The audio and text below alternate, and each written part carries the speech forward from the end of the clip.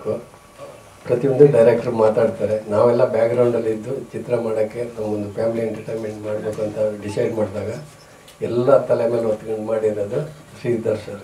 ಅವರೇ ಮಾತಾಡ್ತಾರೆ ಉಳಿದಿದ್ದೆಲ್ಲ.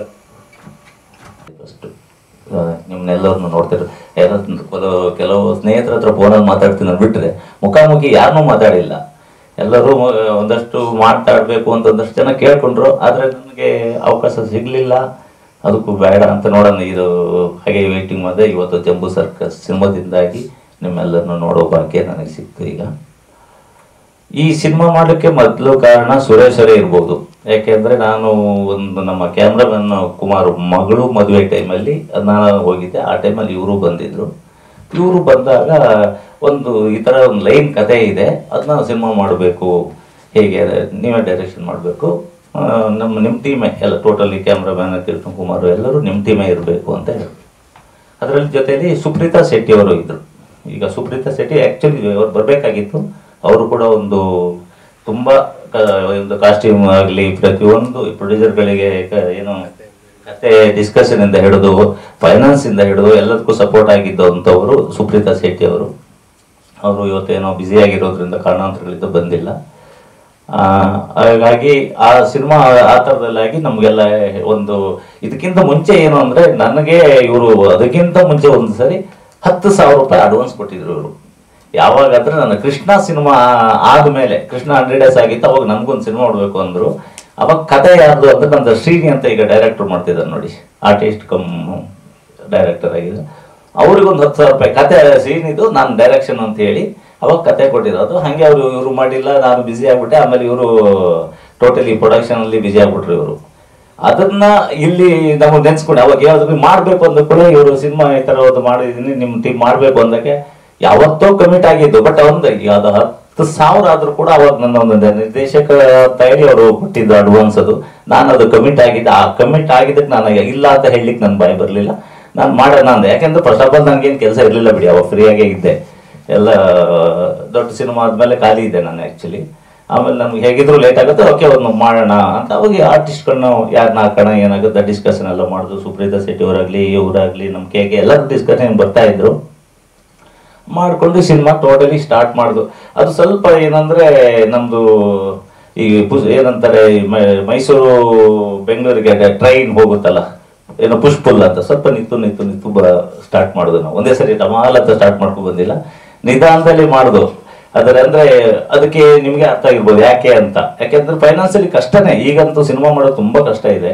ಆದರೂ ಇವರಿಗೆ ಆ್ಯಕ್ಚುಲಿ ನಿಜ ಹೇಳಬೇಕು ಅಂದರೆ ಇವ್ರ ಸಿನಿಮಾ ನನ್ನ ಜೊತೆಲಿ ಸ್ಟಾರ್ಟ್ ಮಾಡಬೇಕು ಅಂದಾಗ ಇವ್ರ ಜೊತೆಲಿ ಇನ್ನೊಬ್ರು ಪಾರ್ಟ್ನರ್ ಇದ್ರು. ಆ್ಯಕ್ಚುಲಿ ಅವ್ರು ಯಾರಂತ ನನ್ನ ಹೆಸರು ಹೇಳಕ್ಕೆ ಹೋಗಲ್ಲ ಈಗ. ಅವರು ಇವ್ರಿಗೆ ಆ್ಯಕ್ಚುಲಿ ರೈಟ್ ಹ್ಯಾಂಡ್ ಥರ ತುಂಬ ಅವ್ರು ನಂಬಿ ಇವ್ರು ಆ್ಯಕ್ಚುಲಿ ಮೇನ್ ಸಿನಿಮಾ ಸ್ಟಾರ್ಟ್ ಮಾಡೋಣ ಅಂದರು. ಅವರು ಕರೆಕ್ಟ್ ಟೈಮಿಗೆ ಸಿನಿಮಾ ಸ್ಟಾರ್ಟ್ ಆಗೋ ಟೈಮಲ್ಲಿ ಒಂದು 10 ದಿನ ಆಗಿತ್ತಾ, 10 ದಿನ ಆಗಿ ಕೈ ಕೊಟ್ಬಿಟ್ರು. ಸಿನಿಮಾ ಇಲ್ಲ ನನಗೆ ಏನೋ ಅವ್ರದ್ದು 108 ಪ್ರಾಬ್ಲಮ್ಗಳು ಹೇಳ್ತಾರಲ್ಲ, ಕೊಡೋಕ್ಕಾಗಲ್ಲ ಅಂದಮೇಲೆ ಅವ್ರು ಏನೋ ಒಂದು ಕಾರಣ ಹೇಳ್ತಾರೆ. ಅದ ಮೇಲೆ ಇವ್ರ ಸಿನಿಮಾ ಇವ್ರು ಮುಗಿಸ್ಬೇಕು ಅನ್ನೋದಕ್ಕೆ ಒಬ್ಬರೇ ಹೋರಾಟ ಶುರುವಾಯಿತು. ಯಾಕೆಂದ್ರೆ ದುಡ್ಡು ತರೋದು ಭಾರಿ ಕಷ್ಟ ಇದೆ. ನಾವು ಮಾತಾಡ್ಕೊಳ್ತೀವಿ, ಯಾಕೆ ಸಿನಿಮಾ ಮಾಡ್ಬೇಕಾಗಿತ್ತು ಇವ್ರಿಗೆ ಏನಕ್ಕೆ ಬೇಕಿತ್ತು ಇದು ಅನ್ನೋ ತರ ಮಾತುಗಳು ಈಗ ನಾನೇ ಹೇಳ್ಬೋದು. ಒಬ್ಬ ಯಾಕೆ ನೀವು ಸ್ಟಾರ್ಟ್ ಮಾಡಿದ್ರಿ ಸರ್ ದುಡ್ಡಿನ ಮೇಲೆ ಅಂದ್ರೆ ಒಬ್ರು ನಮ್ಗೆ ಸ್ಟಾರ್ಟ್ ಮಾಡಿದ್ರು, ಮಧ್ಯದಲ್ಲಿ ಬಿಡಕ್ಕಾಗಲ್ಲ. ಹಾಗಾಗಿ ಕಷ್ಟಪಟ್ಟು ಸಿನಿಮಾ ಮಾಡಿದ್ದಾರೆ. ಆಕ್ಚುಲಿ ಈ ಸಿನಿಮಾ ಅವರಿಗೆ ಗೆಲ್ಲು ಕೊಡ್ಲೇಬೇಕು, ಗೆದ್ರೇನೆ. ಈಗ ನನಗನ್ಸುತ್ತೆ ಈಗಿನ ಸ್ಥಿತಿಲಿ ಸಿನಿಮಾಗಳು ಯಾವುದು ಚೆನ್ನಾಗಿರೋದು ಚೆನ್ನಾಗಿಲ್ದಿರೋದು ಯಾವುದು ಜನ ಥಿಯೇಟ್ರಿಗೆ ಹೋಗ್ತಾ ಇಲ್ಲ. ಆದ್ರೂ ಒಂದು ಮಿರಾಕಲ್ ಆದ್ರೇನೆ ಇವತ್ತು ನಮ್ಮ ಕನ್ನಡ ಇಂಡಸ್ಟ್ರಿ ಉಳಿಯೋದು. ಯಾವ್ದಾದ್ರು ಒಂದು ಸಿನಿಮಾ ಗೆಲ್ಲೇಬೇಕು. ಈ ಒಂದು ಮಿಡ್ಲ್ ಏಜ್ ಹೀರೋಗಳಾಗಲಿ, ಹೊಸ ಹೀರೋಗಳಾಗ್ಲಿ, ಹೊಸ ಪ್ರೊಡ್ಯೂಸರ್ಸ್ ಆಗಲಿ, ಹೊಸ ಡೈರೆಕ್ಟರ್ಗಳಾಗಲಿ, ಯಾರದೇ ಸಿನಿಮಾ ಆದ್ರೂ ಒಂದು ಸಿನಿಮಾ ಗೆಲ್ಬೇಕು. ಆ ಸಿನಿಮಾ ಗೆದ್ದರೆ ಇನ್ನು 10 ಪ್ರೊಡ್ಯೂಸರ್ಗಳು ಹುಟ್ಕೊಳ್ತಾರೆ, ಕಲಾವಿದರು ಬರ್ತಾರೆ, ಟೆಕ್ನಿಷಿಯನ್ಗಳಿಗೂ ವರ್ಕ್ ಆಗುತ್ತೆ. ಬಟ್ ಒಂದು ಮಿರಾಕಲ್ ಆಗ್ಲೇಬೇಕು ಯಾವ್ದಾದ್ರು ಸಿನಿಮಾ. ಈಗ ಸ್ಟಾರ್ಗಳ ಸಿನಿಮಾ ನಾನೀಗ ಸ್ಟಾರ್ಗಳ ಸಿನಿಮಾ ಹಿಟ್ ಮಾಡಿರ್ಬೋದು. ಸ್ಟಾರ್ಗಳು ಸಿನಿಮಾ ಮಾಡಿದ್ರೆ ಸ್ಟಾರ್ ಸಿನಿಮಾಗಳಿಗೆ ಮಾತ್ರ ಅವ್ರು 3 ವರ್ಷಕ್ಕೆ 4 ವರ್ಷಕ್ಕೆ ನಾನೇ ಅನ್ಕೊಳ್ಳಿ ಈ ಒಡೆ ಆದ್ಮೇಲೆ ಇಷ್ಟು ಗ್ಯಾಪಲ್ಲಿ ಇದ್ದೀನಿ, ಇಷ್ಟು ದೊಡ್ಡ ಸಿನಿಮಾನೇ ಮಾಡಬೇಕು ಅಂತ ಈ ಸಿನಿಮಾ ನಾನು ಮಾಡಿದೆ. ಆದ್ರೆ ನನಗೆ 3 ವರ್ಷ 4 ವರ್ಷ ಸಂಪಾದನೆ ಮಾಡಿ ತಿನ್ನೋದು ಒಂದೇ, ಒಂದು ಸಣ್ಣ ಸಿನಿಮಾ ಮಾಡಿದ್ದು ಸಂಪಾದನೆ ಮಾಡಿ ತಿನ್ನೋದು ಒಂದೇ ಅನ್ಸುತ್ತೆ. ಯಾಕಂದ್ರೆ ನಾವು ಅಷ್ಟೊತ್ತಿ 3 ಸಿನಿಮಾ ಮಾಡ್ಬೋದು. ಸಣ್ಣ ಸಿನಿಮಾ ಮಾಡಿದ್ರೆ ಒಂದು ದೊಡ್ಡ ಸಿನಿಮಾ 3 ವರ್ಷ 4 ವರ್ಷ ತಗೋಬೇಕು ನಾವು. ಆಮೇಲೆ ಇಂಡಸ್ಟ್ರಿಗೂ ಅಷ್ಟೊಂದು ಶ್ರೇಯಸ್ ಅಲ್ಲ ಅಂತ ನನ್ನ ಅನಿಸಿಕೆ. ಯಾಕೆಂದ್ರೆ ಎಲ್ಲರೂ ಪ್ರತಿಯೊಬ್ಬರು ಈಗ ಒಬ್ಬ ಟೆಕ್ನಿಷಿಯನ್ 3 ವರ್ಷ 1 ವರ್ಷ ಸಿನಿಮಾ ಅದೇ ಟೆಕ್ನಿಷಿಯನ್ ಅವನಿಗೆ ಸಾಕಾಗಲ್ಲ. ಅವನಿಗೆ ಈಗ ಒಂದು ಡೈಲಿ ಫೀಡಿಂಗ್ ಬೇಕು. ಡೈಲಿ ಫೀಡಿಂಗ್ ಇದ್ರೇನೆ ಅವರೆಲ್ಲ ಒಂದು ಬದುಕಕ್ಕೆ ಒಂದು ದಾರಿ. ಎಲ್ಲಾ ಟೆಕ್ನಿಷಿಯನ್ಗೂ ಒಂದು ಊಟ ಸಿಗೋದು ಅಂತ ನನ್ನ ಅನಿಸಿಕೆ. ಸರಿ, ಈಗ ಇದ್ರ ಬಗ್ಗೆ ಜಾಸ್ತಿ ನಾನು ಮಾತಾಡಲ್ಲ, ನಮ್ಮ ಸಿನಿಮಾ ಬಗ್ಗೆ ಹೇಳ್ತೀನಿ. ಹಾಗೆ ಈಗ ಇವತ್ತು ಪ್ರವೀಣ್ ತೇಜ್ ನಾವು ಇದಕ್ಕೆ ಹೀರೋ ಅಂತ ಫಿಕ್ಸ್ ಆದ್ರು. ಅವಾಗ ಹೀರೋಯಿನ್ ಯಾರು ಅಂತ ಬಂದಾಗ ಒಂದಷ್ಟು ಹುಡುಗ ಆಮೇಲೆ ಪದವಿ ಪೂರ್ವದಲ್ಲಿ ಒಂದು ಹುಡುಗಿ ತೋರಿಸಿ ಅಂತ ಬಂದಾಗ ಅದನ್ನ ನೋಡಿದಾಗ ನನಗೆ ಫಸ್ಟ್ ನೋಡಿದ್ರು ಇಷ್ಟ ಆಯ್ತು. ಕರೆಸ್ತು, ಆಫೀಸಲ್ಲಿ ಬಂದು ಕರೆಸಿ ಒಂದು ಇಂಟರ್ವ್ಯೂ ಮಾಡಿ ಅವರಿಗೆಲ್ಲ ನೋಡೋದಕ್ಕೆ ಟೋಟಲಿ ಅಂಜಲಿನೂ ನಮಗೆ ಇಷ್ಟ ಆಯ್ತು. ಹಾಗೆ ಹೀರೋಯಿನ್ ಏನು ಆ ಥರದಲ್ಲಾದ್ರು. ಆಮೇಲೆ ಟೋಟಲಿ ಈ ಸಿನಿಮಾಕ್ಕೆ ಕ್ಯಾರೆಕ್ಟರ್ಗಳ ಕತೆ ಹೇಳ್ಬೇಕಾ? ಲೈನು ಇದು ಕಥೆದ ಮೂಲ ಏನು ಅಂದ್ರೆ ಒಂದು ದೋಸ್ತಿಗಳ ಕತೆ. ಅದೇ ಜಂಬೂ ಸರ್ಕಸ್ ಅಂತ ಇಟ್ಟಿಗೆ. ಯಾವ ತರ ದೋಸ್ತಿಗಳು ಅಂದ್ರೆ ಇಬ್ರು ಚಿಕ್ಕ ವಯಸ್ಸಿಂದನು ಒಂದೇ ಕ್ಲಾಸಲ್ಲಿ ಓದ್ತಿರ್ತಾರೆ. ಅವ್ನು 0 ತೆಗೆದ್ರೆ ಇವನು 0 ತೆಗಿತಾರೆ. ಆ ತರ ಒಂದು ಇಬ್ರು ಫ್ರೆಂಡ್ಸ್ ಇರ್ತಾರೆ. ಇಬ್ರು ಹಾಗೆ ಓದೋದಿಲ್ಲ. ಕಾಲೇಜು ಇಬ್ರು ಒಟ್ಟಿಗೆ ಓದ್ತಾ ಇರ್ತಾರೆ. ಒಬ್ಬ ಒಂದು ಹುಡುಗಿನ ಲವ್ ಮಾಡ್ತಾನೆ. ಆಮೇಲೆ ಅವ್ನು ಲವ್ ಮಾಡ್ತಾರೆ. ಅವನಿಗೆ ಮದುವೆ ಫಿಕ್ಸ್ ಆದ್ರೆ ಇವನು ಕೂಡ ಅವತ್ತೇ ಫಿಕ್ಸ್. ಒಂದೇ ಮಂಟಪದಲ್ಲಿ ಒಂದೇ ದಿನ ಇಬ್ರು ಮದುವೆ ಆಗ್ತಾರೆ. ನಮ್ಮ ಫ್ರೆಂಡ್ಶಿಪ್ ಹಾಗೆ ಇರಬೇಕು ಅಂದ್ಕೊಂಡು ಒಂದೇ ಸ್ಟ್ರೀಟ್ ಅಲ್ಲಿ ಆಪೋಸಿಟ್ ಮನೆಗಳು ಮಾಡ್ಕೊಳ್ತಾರೆ. ಬಟ್ ಇವ್ರಿಬ್ರು ಇಷ್ಟು ಕ್ಲೋಸ್ ಆಗಿರೋದು ಹೆಂಡತಿಯರಿಗೆ ಇಷ್ಟ ಆಗಲ್ಲ. ಆಮೇಲೆ ಅವರಿಗೆ ಟೋಟಲಿ ಇಬ್ರಿಗೂ ಪ್ರೆಗ್ನೆಂಟ್ಗಳಾಗ್ತಾರೆ. ಪ್ರೆಗ್ನೆಂಟ್ ಆದ್ಮೇಲೆ ಈಗ ಅವ್ರಿಗೆ ಅಕ್ಕಪಕ್ಕದ ಇವ್ರು ಕ್ಲೋಸ್ ಆಗಿರೋದು ಅಷ್ಟು ಇಷ್ಟ ಆಗಲ್ಲ. ಅದೇನೋ ಕೋಇನ್ಸಿಡೆನ್ಸ್ ಅನ್ನೋ ತರ ಇಬ್ರಿಗೂ ಒಂದೇ ದಿವಸ ಏನು ಹೆರಿಗೆ ನೋವು ಕಾಣಿಸ್ಕೊಳ್ಳುತ್ತೆ.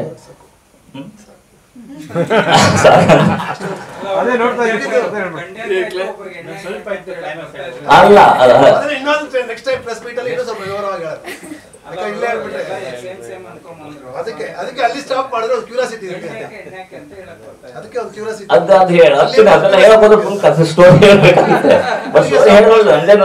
ಇದ್ರಲ್ಲಿಲ್ಲ, ಏನ್ ಸಸ್ಪೆನ್ಸ್ ಇಟ್ಟಿಲ್ಲ.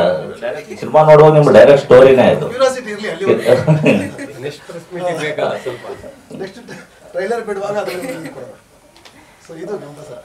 ಟೋಟಲಿ ಇದು ಆ 2 ಫ್ಯಾಮಿಲಿದಲ್ಲಿ ಎದುರುಗಡೆ ಇರ್ತಾರೆ. ಹೆಂಡತಿಯರಿಗೆ ಇಷ್ಟ ಆಗಲ್ಲ, ಮಕ್ಕಳಾಗತ್ತಾರೆ. ಮಕ್ಕಳನ್ನ ಶತ್ರುಗಳ ತರ ಬೆಳೆಸ್ತಾರೆ. ಆ ಮಕ್ಕಳನ್ನ ಯಾಕೆ ಬೆಳೆಸ್ತಾರೆ ಮತ್ತೆ ಹೆಂಗ್ ಒಂದಾಗ್ತಾರೆ ಅಂದ್ರೆ ಇದು 2 ಫ್ಯಾಮಿಲಿನೂ ಯಾವ ತರ ಕಿತ್ತಾಡ್ತಾರೆ. ಇದೇ ಜಂಬೂ ಸರ್ಕಸ್ ಒಂದು ಚಿಕ್ಕದು ಲೈನು. ಬಟ್ ಹಾಗಂತ ಹೇಳಿ ಇದೇ ಕತೆ ಅಲ್ಲ. ಕತೆ ಬೇರೆ ಬೇರೆ ತರ ಟ್ವಿಸ್ಟ್ ಇದೆ ಇದರಲ್ಲಿ. ಅದನ್ನ ಸಿನಿಮಾ ಇನ್ನೇನು ರಿಲೀಸ್ ಮಾಡ್ಬೇಕು. ಈಗ ರೆಡಿ ಆಗಿದೆ. ಟೀಸರ್ ಅಲ್ಲಿ ನಿಮ್ಗೆ ಚೂರು ತೋರಿಸಿದೀವಿ. ಈಗ ನೆಕ್ಸ್ಟ್ ಟ್ರೈಲರು ಸಾಂಗ್ಗಳು ತುಂಬಾ ಚೆನ್ನಾಗಿ ಬಂದಿದೆ. ವಾಸಿಕೆ ವೈಭವ್ ಅವರು ಒಳ್ಳೆ ಟ್ಯೂನ್ ಮಾಡಿ ಒಂದು 4 ಸಾಂಗ್ ಮಾಡಿದ್ದಾರೆ. ಒಂದು 3 ಸಾಂಗ್ನ ಹರ್ಷ ಕೊರಿಯೋಗ್ರಫಿ ಮಾಡಿದ್ದಾರೆ.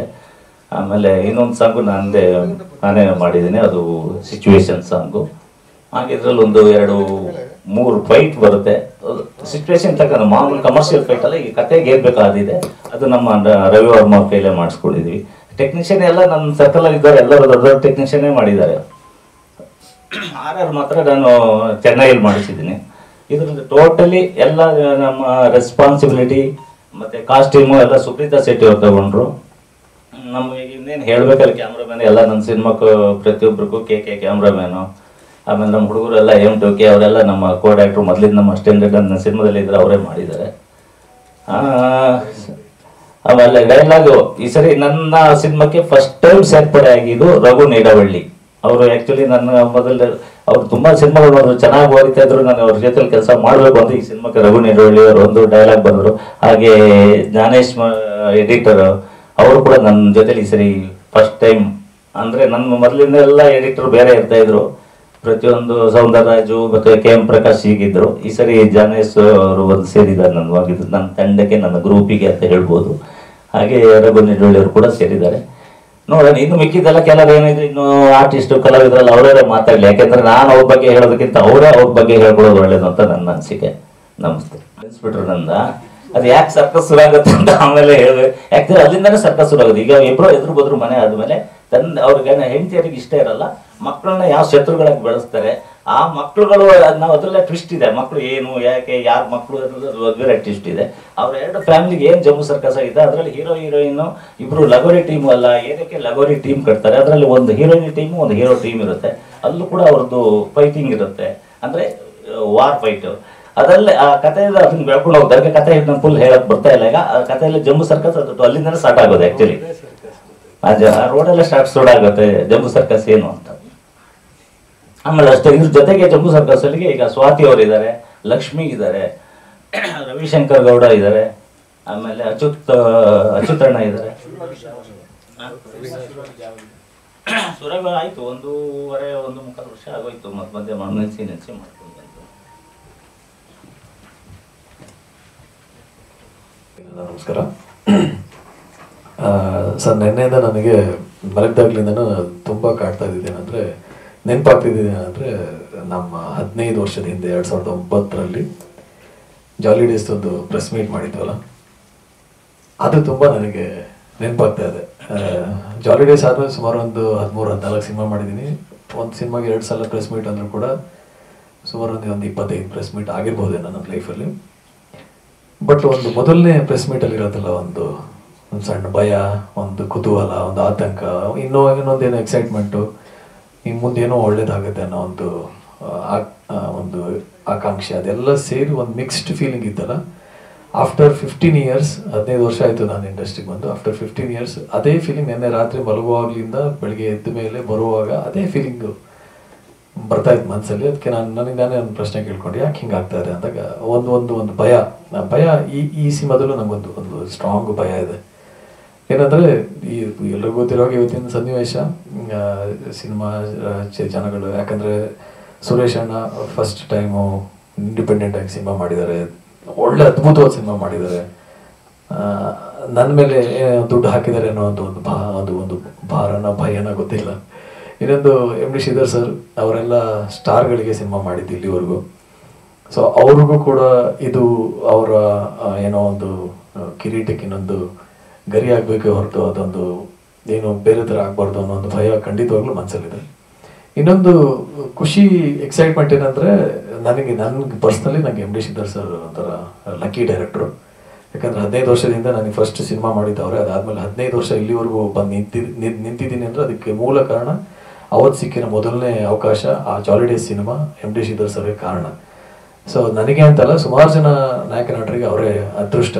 ಒಂಥರ ಅವ್ರ ಜೊತೆಲಿ ಕೆಲಸ ಮಾಡಿದ್ರೆ ಆ ಸಿನಿಮಾನೂ ಕೈ ಹಿಡಿಯುತ್ತೆ, ಆ ಸಿನಿಮಾದ ನಂತರನೂ ತುಂಬ ಪಾಸಿಟಿವ್ ವರ್ಕ್ ಆಗುತ್ತೆ ಅನ್ನೋದು ನನ್ನ ಸ್ಟ್ರಾಂಗ್ ಬಿಲೀವ್. ನಾನು ನೋಡಿದ್ರಿಂದ. ಬಟ್ ನನಗೂ ಈ ಸಿನಿಮಾ ಆದಮೇಲೆ ಒಂದು ಹೊಸ ಜರ್ನಿ ಶುರು ಆಗುತ್ತೆ ಅನ್ನೋ ಒಂದು ಕುತೂಹಲ. ಬಟ್ ಇದೆಲ್ಲ ಮಿಕ್ಸ್ಡ್ ಆಗಿ ನನಗೊಂದು ನೆನ್ನೆ ರಾತ್ರಿಯಿಂದ ನಾಳೆ ಪ್ರೆಸ್ ಮೀಟು ಅನ್ನೋ ಭಯ ಇದೆಲ್ಲ ಹೊಡ್ಕೊತಾ ಇತ್ತು. ಇದರಿಂದ ಒಂದು ಸ್ಟ್ರಾಂಗ್ ಕಾರಣ ಇದೆ. ಅಂದರೆ ನನಗೆ ಈ ಸಿನಿಮಾ ತುಂಬ ಸ್ಪೆಷಲು. ಯಾಕಂದರೆ ನಾನೊಂದು 14 ಸಿನಿಮಾ ರಿಲೀಸ್ ಆಗಿದೆ, ಒಂದು 5-6 ಸಿನಿಮಾ ನಿಂತು ಹೋಗಿದೆ, ಸುಮಾರು ಒಂದು 15-20 ಸಿನಿಮಾದ ಎಕ್ಸ್ಪೀರಿಯನ್ಸ್ ಇದ್ರೂ ಕೂಡ ಈ ಸಿನಿಮಾ ನಂಗೆ ಯಾಕೆ ಸ್ಪೆಷಲು ಅಂದರೆ, ಬಹುಶಃ ಎಮ್ ಡಿ ಶ್ರೀಧರ್ ಸರ್ ಅನಿಸುತ್ತೆ. ಕಾರಣ 2007ರಲ್ಲಿ ನಾನು ಸಿನಿಮಾ ನಟ ಆಗಬೇಕು ಅಂತ ಬೆಂಗಳೂರಿಗೆ ಬಂದಾಗ, ಸೊ ಯಾವಾಗಿನ 21-22 ವರ್ಷ, ಒಂದು ಸ್ವಲ್ಪ ಜಾಸ್ತಿ ಹೇಳ್ತೀನಿ ಸರ್. 2007ರಲ್ಲಿ ನನಗೆ ಸಿನಿಮಾ ಮಾಡ್ಬೇಕಂತ ಬೆಂಗಳೂರಿಗೆ ಬಂದು, ಬೇರೆ ಏನು ಕೆಲಸ ಮಾಡ್ತಿಲ್ಲ, ಬರೀ ಫೈಟ್ ಮಾಡೋದು, ಡ್ಯಾನ್ಸ್ ಮಾಡೋದು, ಜಿಮ್ ಮಾಡೋದು, ರೂಮಲ್ಲಿ ಇರೋದು. ಅವಾಗ ನನ್ನ ರೂಮ್ಮೇಟ್ ಒಬ್ಬ ಹೇಳ್ದ, ಸೀನಿಯರ್, ಅವನು ಫೋನ್ ಮಾಡಿ, ಏನವ ನೀನು ಯಾವಾಗಲೂ ಮನೇಲಿ ಇರ್ತೀಯ, ಹೀರೋ ಹೋಗ್ಬೇಕಂತ. ಹೋಗತ್ಲಾಗಲ್ಲಿ ಇದು ಏನೋ ಕಸ್ತೂರಿ ಅಂತ ಒಂದು ಚಾನಲ್ ಆಗ್ತಿದೆ, ಕುಮಾರಸ್ವಾಮಿ ಅವ್ರಿಗೆ CM, ಅವ್ರ ಚಾನಲ್ ಹೋಗಿ ಸೇರ್ಕೊ, ಫೇಮಸ್ ಆಗು, ಅವ್ರ ಡೈರೆಕ್ಟರ್ ನನಗೆ ಅವಕಾಶ ಕೊಡ್ತಾರೆ, ಹೋಗು ಅಂತಂದ ಅವನು. ನನಗೂ ಸರಿ ಇದೆಯಲ್ಲ ಅಂತ ಸೀದಾ ಕಸ್ತೂರಿಗೆ ಹೋಗಿ ಕೇಳಿದೆ, ಹಿಂಗೆ ನನಗೇನಾದ್ರು ಆಪರ್ಚುನಿಟಿ ಇದ್ರೆ ಕೊಡಿ ಅಂತ. ಅವಾಗ ಅವ್ರು ಹೇಳಿದ್ರು, ಒಂದು ಕೆಲಸ ಮಾಡು, ಈ ಶುಕ್ರವಾರ ಸಿನಿಮಾ ರಿಲೀಸ್ ಆದಾಗ ಅಲ್ಲಿ ಹೋಗ್ಬಿಟ್ಟು ಡೈರೆಕ್ಟರ್ನ ಹೀರೋಯಿನ್ನ ಮಾತಾಡ್ಸೋದು, ಅದು ಇಂಟರ್ವ್ಯೂ ಮಾಡೋದು. ನನಗೆ ಖುಷಿ ಆಗ್ಬಿಡ್ತು, ಡೈರೆಕ್ಟರ್ ಹೀರೋಯಿನ್ ಅಂದರೆ ಅವ್ರಿಗೆ ಪರಿಚಯ ಮಾಡ್ಕೊಂಬಿಟ್ಟು ನನಗೆ ಸಿನಿಮಾ ಅವಕಾಶ ಸಿಗುತ್ತೆ ಅಂತ. ಮಾಡಿದ್ದು ಒಂದೇ ದಿನ, ಒಂದೇ ಎಪಿಸೋಡ್ ಮುಗೀತು ಅಲ್ಲಿಗೆ. ಅವ್ರ ಜೊತೆ ಕಸ್ತೂರಿ ಒಂದು ಚಾನಲ್ ಕುದುರೆ ಗಾಡಿ ಮೇಲೆ ಹೋಗಿ ಸಾಗರ್ ಥಿಯೇಟರ್ ಎದುರುಗಡೆ ನಿಲ್ಲಿಸಿದ್ವಿ. ಕೃಷ್ಣ ಸಿನಿಮಾ ರಿಲೀಸ್ ಆಗಿತ್ತು ಸರ್. ಕೃಷ್ಣ ಸಿನಿಮಾ ಒಳಗಡೆ ಬಂದರೆ ನೀವಿದ್ರಿ, ರಮೇಶ್ ಅದೇ ಅವರಿದ್ದರು, ಇವರು ಶರ್ಮಣ ಮಾಡಿದ್ರು, ನಿಮ್ಮನ್ನೆಲ್ಲ ಮಾತಾಡಿಸ್ಬಿಟ್ಟು ಹೋಗಿ. ಅವತ್ತು ನನಗೆ ಈ ಡೈರೆಕ್ಟರ್ ಜೊತೆ ನಾನು ಕೆಲಸ ಮಾಡಬೇಕಲ್ಲ ಅಂತ ಆಸೆ ಹುಟ್ಟಿದ್ದು. ನಾನು ನೋಡಿರೋ ಮೊದಲನೇ ಡೈರೆಕ್ಟ್ರು, ನಾನು ನೋಡಿರೋ ಮೊದಲನೇ ಒಂದು ಸಿನಿಮಾ ರಿಲೀಸು, ಅದೆಲ್ಲ ಅಲ್ಲಿಂದ ಶುರುವಾಗಿದ್ದು. ನಾನು ಮೊದಲನೇ ಸಿನಿಮಾಗೂ ನೀವೇ ಡೈರೆಕ್ಷನ್ ಮಾಡಿದ್ರಿ. ಅದಾದಮೇಲೆ ನಿಮ್ಮ ಜರ್ನಿ ನೋಡ್ತಾ ಇದ್ದೆ, ನಿಮ್ಮ ಸಿನಿಮಾಗಳು ಪೊಸಿಷನ್ ಆಗ್ತಿದ್ದ ರೀತಿ, ಅದು ಸಿನಿಮಾ ಕಟ್ಕೊಟ್ಟಿದ್ದ ರೀತಿ, ಅದಕ್ಕೆ ಪ್ರೇಕ್ಷಕರು ವರ್ಗ ಬರ್ತಿದ್ದ ರೀತಿ, ಅದು ಗೆಲ್ತಿದ್ದ ರೀತಿ, ಹಣ ಮಾಡ್ತಿದ್ದ ರೀತಿ, ಒಂದು ಆಸೆ ಸ್ಟ್ರಾಂಗ್ ಒಳಗಡೆ ಇತ್ತು. ನನ್ನ ಟೀಮ್ ಅಲ್ವಾ, ನಮ್ಮ ಡೈರೆಕ್ಟರ್ ಅಲ್ವಾ, ನಮ್ಮ ಕ್ಯಾಮ್ರಾಮನ್ ಅಲ್ವಾ, ಅವ್ರ ಜೊತೆ ಮತ್ತೆ ಕೆಲಸ ಮಾಡಬೇಕು ಅನ್ನೋದು ಭಾಳ ಆಸೆ ಇತ್ತು. ಆಫ್ಟರ್ ಪ್ಯಾಂಡಮಿಕ್ಕು ವಾಪಸ್ ಬಹುಶಃ ನಾನೇ ಮ್ಯಾನಿಫೆಸ್ಟ್ ಮಾಡಿದೆ ಅನ್ಸುತ್ತೆ. ಸುರೇಶ್ ಅಣ್ಣ ನನಗೊಂದು ಆಪರ್ಚುನಿಟಿ ಆಫ್ಟರ್ ಜಾಲಿ ಡೇಸ್ ನಾನು ಗೋಕುಲದಲ್ಲಿ ಅವರು ಕೂಡ ಆಫರ್ ಮಾಡಿದ್ರು, ಮಾಡೋಕ್ಕಾಗಲಿಲ್ಲ ನನ್ನ ದಟ್ಟದಿಂದ. ಸೊ ಅವರಿಬ್ಬರು ವಾಪಸ್ ಬಂದಮೇಲೆ ನನಗೆ ತುಂಬ ಖುಷಿಯಿಂದ, ಒಳ್ಳೆ ಅದ್ಭುತವಾದ ಕತೆ ಬೇರೆ, ಒಪ್ಕೊಂಡು ಮಾಡಿದಂಥ ಸಿನಿಮಾ. ಇನ್ಫ್ಯಾಕ್ಟ್ ಆ ಟೈಮಲ್ಲಿ ನನಗೆ ಒಂದು 2-3 ಸಿನಿಮಾಗಳಿದ್ರು ಕೂಡ ಅದನ್ನೆಲ್ಲ ಬದಿಗೆ ತಳ್ಳಿ ಜಂಬೂ ಸರ್ಕಸ್ ಮಾಡಬೇಕು ಅಂತ ಮಾಡಿ ಇವತ್ತು ಏನು ಟೀಸರ್ ಲಾಂಚ್ ಆಗಿ ರಿಲೀಸಿಗೆ ಹತ್ರ ಪಡ್ತದೆ. ಹಾಗಾಗಿ ನನಗೆ ತುಂಬ ತುಂಬ ಸ್ಪೆಷಲ್. ಜೊತೆಗೆ ಕೆ ಸರ್ ಅವ್ರ ಬಗ್ಗೆ ಹೇಳೋದಕ್ಕೆ ಪದಗಳೇ ಸಾಲದು. ಯಾಕಂದ್ರೆ ನಾನು ಸುಮಾರು ಜನ ಹೊಸ ಡಿಒಪಿಗಳ ಜೊತೆ ಕೆಲಸ ಮಾಡಿದ್ದೀನಿ. ಅವ್ರಿಗಿರೋ ಎನರ್ಜಿ, ಅವರ ಕೆಲಸ, ಅವ್ರಿಗಿರೋ ಫ್ರೇಮಿಂಗ್ ಸೆನ್ಸು ಅಥವಾ ಒಂದು ಕಂಫರ್ಟ್ ಝೋನ್ ಕ್ರಿಯೇಟ್ ಮಾಡೋದು ಅದ್ಭುತ. ಈ 3 ಜನ ಲೆಜೆಂಡ್ಗಳೇ ಈ ಸಿನಿಮಾದ ಹೀರೋ ಅಂತ ಹೇಳೋದಕ್ಕೆ ಇಷ್ಟಪಡ್ತೀನಿ. ಸೊ ನನಗೆ ಸಿನಿಮಾದ ಬಗ್ಗೆ ಇವರೇ ತುಂಬ ಚೆನ್ನಾಗಿ ಮಾತಾಡ್ತಾರೆ. ನನಗೆ ಇದೊಂದು ಅದ್ಭುತವಾದ opportunity and I am very excited to ಆಚೆ ಬಂದರೆ ಸಿನಿಮಾ ಹೇಗೆ ತಗೋತಾರೆ ಅನ್ನೋದಂತೂ ತುಂಬ ಕುತೂಹಲದಿಂದ ಕಾಯ್ತಾ ಇದ್ದೀನಿ. ಆ್ಯಂಡ್ ರಘು ಸರ್, ನಿಮ್ಮ ಅದ್ಭುತವಾದ ಡೈಲಾಗ್ಸ್ ಇವತ್ತು ನಾವು ಮೊನ್ನೆ ಸಿನಿಮಾ ನೋಡ್ಬೇಕಾದ್ರೆ ಅನಿಸ್ತಾ ಇತ್ತು, ಅಷ್ಟು ಗಟ್ಟಿಯಾಗಿ ಕಟ್ಕೊಟ್ಟಿದ್ರು. ಜನಯ್ ಸರ್ದು ನಮ್ಮದು ಅವ್ರದ್ದು 2ನೇ ಸಿನಿಮಾ. ಅಂಜಲಿ ಅವ್ರ ಜೊತೆನೂ ತುಂಬ ಅದ್ಭುತವಾಗಿತ್ತು ಕೆಲಸ ಮಾಡಿದ್ದು. ಫಸ್ಟು ತುಂಬ ಚೆನ್ನಾಗಿ ಡ್ಯಾನ್ಸ್ ಮಾಡ್ತಾರೆ. ಅವ್ರ ಜೊತೆ ಮ್ಯಾಚ್ ಮಾಡೋಕ್ಕಾಗದೆ ಬೈಸ್ಕೊಂಡ್ಬಿಟ್ಟಿದ್ದೆ ನಾವು ಒಂದ್ಸಲ. Very good dancer. ಆ್ಯಂಡ್ ಅದೇ ಅಚ್ಚು ಸರ್, ರವಿಶಂಕರಣ್ಣ ಎಲ್ಲರ ಜೊತೆ ಮಾಡಿದ ಅದ್ಭುತವಾದ ಅನುಭವ. ಸೊ ಸಿನಿಮಾ ಹೊರಗೆ ಬಂದಮೇಲೆ ಎಲ್ರಿಗೂ ಇಷ್ಟ ಆಗುತ್ತೆ. ದಯವಿಟ್ಟು ಈ ಸಿನಿಮಾನ ಜನರಿಗೆ ಮೂಡಿಸೋದ್ರಲ್ಲಿ ಎಲ್ಲರೂ ಸೇರಿ ಮೂಡಿಸಿ ಈ ಸಿನಿಮಾನ ವಾಪಸ್ ಪ್ರೇಕ್ಷಕ ವರ್ಗನ ಥಿಯೇಟ್ರಿಗೆ ಕರೆಸೋದ್ರಲ್ಲಿ ಎಲ್ಲರೂ ಭಾಗಿಯಾಣ. Thank you. ನಿಮ್ಮ ಶ್ರೀಧರ್ ಸರ್ ಹೇಳ್ದಂಗೆ 2 ಫ್ಯಾಮಿಲಿ ಇರುತ್ತೆ, 2 ನನ್ನ ಅದೇ 2 ಫ್ಯಾಮಿಲಿ ಇರುತ್ತೆ ಎದುರ ಮನೆಯಲ್ಲಿ. 2 ಸ್ನೇಹಿತರು, ಅವ್ರಿಗಿಬ್ರು ಮಕ್ಕಳು ಇರ್ತಾರೆ. ಅವರಿಬ್ಬರು ಮಕ್ಕಳನ್ನು ರೈವಲ್ ಇರ್ತಾರೆ, ಬೆಳೆಸ್ತಾರೆ. ಅವರಿಬ್ಬರು ನಾವು. ಸೊ ನಮ್ಮಿಬ್ಬರಿಗೂ 2 ಶತ್ರುಗಳಿಗೆ ಬಹುಶಃ ಲವ್ ಆಗ್ಬಿಟ್ರೆ ಏನಾಗ್ಬಿಡ್ಬೋದು ಸರ್.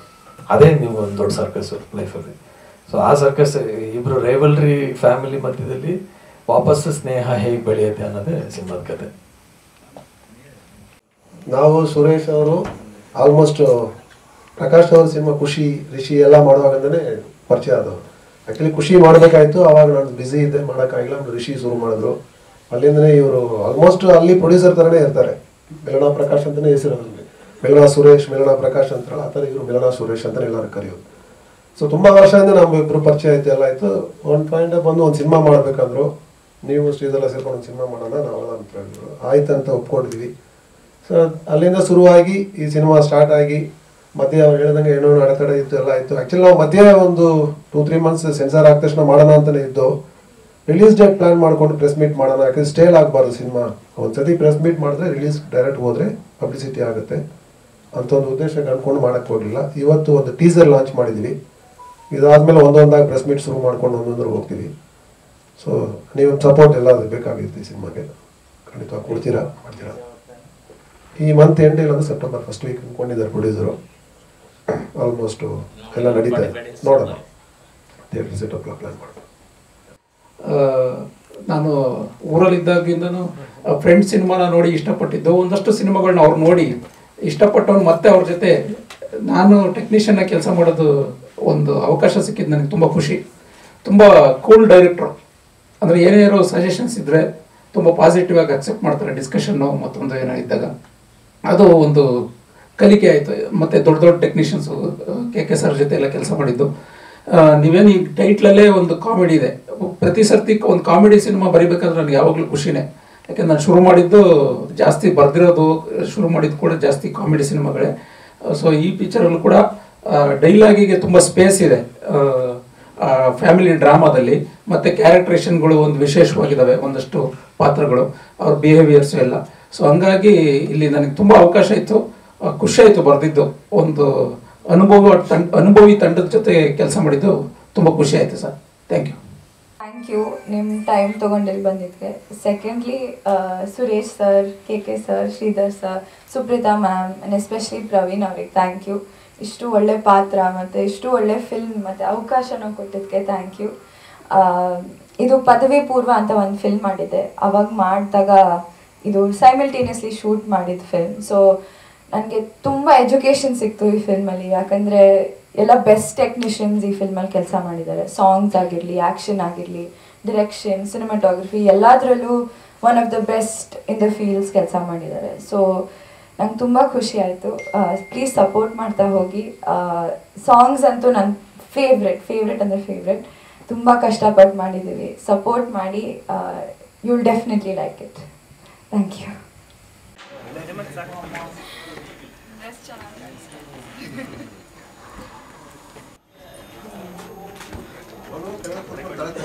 ಕರೆಕ್ಟ್ ಆಗಿದೆ.